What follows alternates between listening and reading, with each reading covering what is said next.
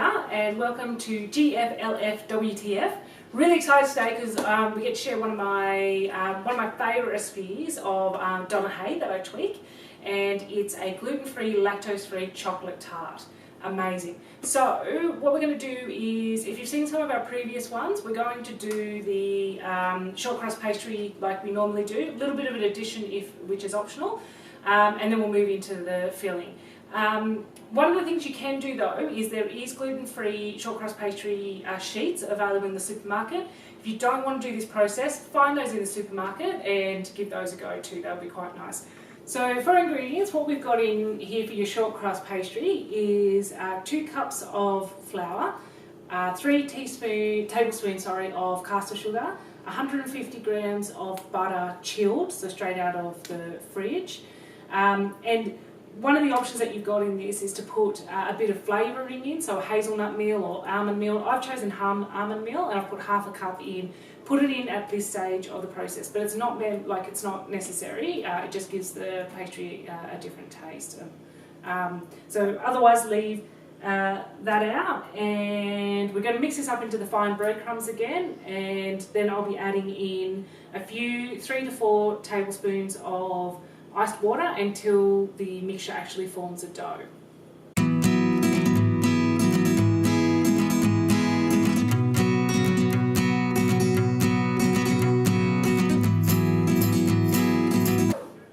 Alright, so we've got a bit of a dough happening here where the main part has formed a ball, and then we've got some rest of dough in here that we'll just put together.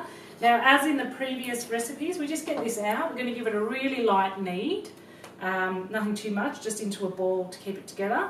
Then this goes into some cling wrap and into the fridge for half an hour.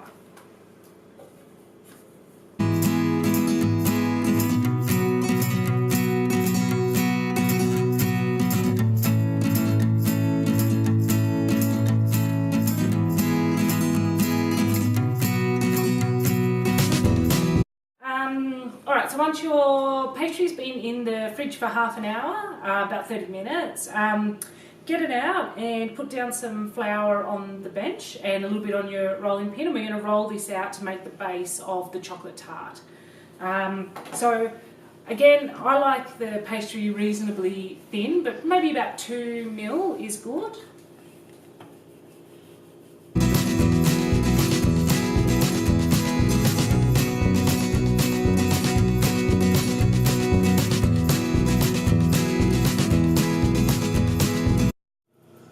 So you've got a couple of options once you've rolled out your pastry. You've got a couple of options to cook it in. So you can do something like a pie dish like this, or you can do like a bland style dish that's got a removable bottom. That's always easy to do. I'm going to go for the individual option again this time, so just individual pie dishes. I'm going to do 4. So as I did with the lemon meringue, before you put them in, just give them a little spray so that they don't stick too much, even though they're non-stick. Break your pastry into 4. I do this with this one. You would have seen with the lemon meringue I didn't worry about it, but I will for the ease, just to get the right amount going.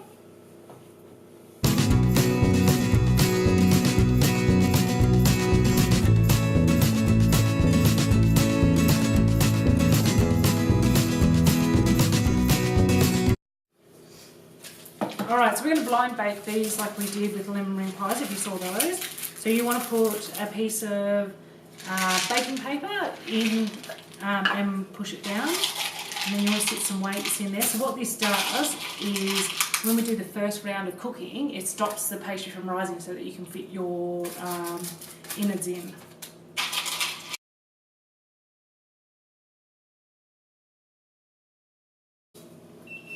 I'm going to put these on a tray just to keep them all together. And you want it to go into the oven on 180 degrees for 10 minutes. These have been in for 10 minutes. Just take the baking weights and the papers out Then you're going to want to put them back in the oven for another 10 minutes, and then they'll brown up.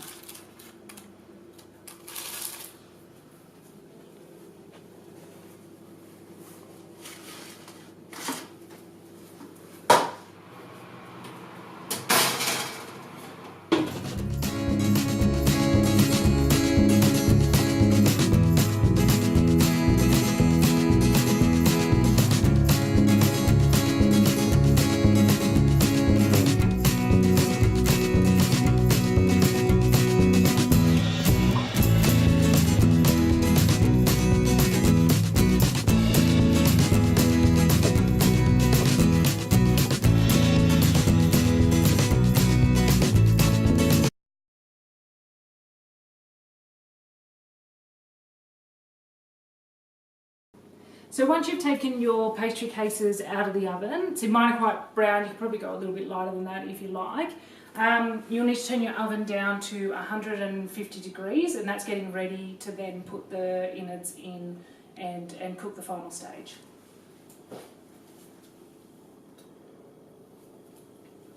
So there's two elements to the innards. One is the egg mixture and then the chocolate mixture. So the egg mixture is 7 egg yolks and 2 tablespoons of sugar. So what you can do too is when you're doing the egg yolks, maybe out of the egg whites make a pavlova or something, which we might do later. And then in your saucepan, it's 200 grams of dark chocolate. So we've used the 70% dark chocolate. So go and have a look at our tip on the Facebook page to see what dark chocolate might be suitable for your lactard, but generally always trying to aim for the 70%. And then we've also got 2 1/3 cups of lactose-free cream. So this one works out to be 2 of these and a little bit. So you're going to need 3 250 ml cartons. So put the heat onto medium. So what you want to do is for the cream to come up to heat and start boiling and melting the chocolate that's in there. So we'll continue to stir that as we do that. So over probably medium heat, you don't want to burn it.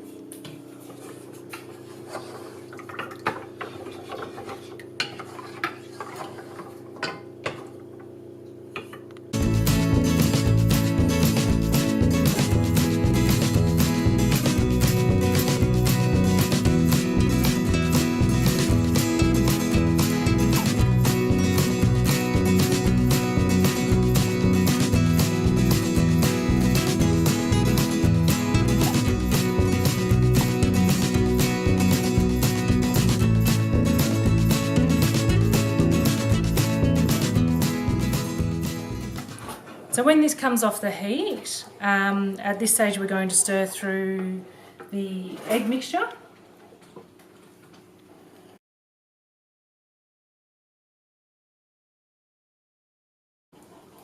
And this is going to be spooned into the pie cases and back in the oven. Alright, so I use a ladle when I'm doing these individuals, only because it's just easier to get it in nice and evenly.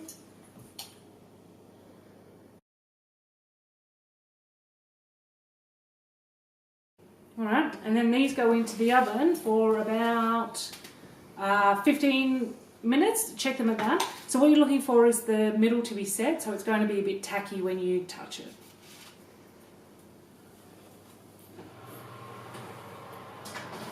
So the really good thing with these mixtures is if you've got some left over, it turns into a really nice chocolatey mousse kind of mixture. So just ladle it into a ramekin, any size, and then pop it in the oven for, because it's condensed quite deep, probably same about 15 or so minutes. Just check on it and it'll be a bit tacky in the middle when it's ready. But then you get like a really nice kind of moussey dessert as well, just from the insides.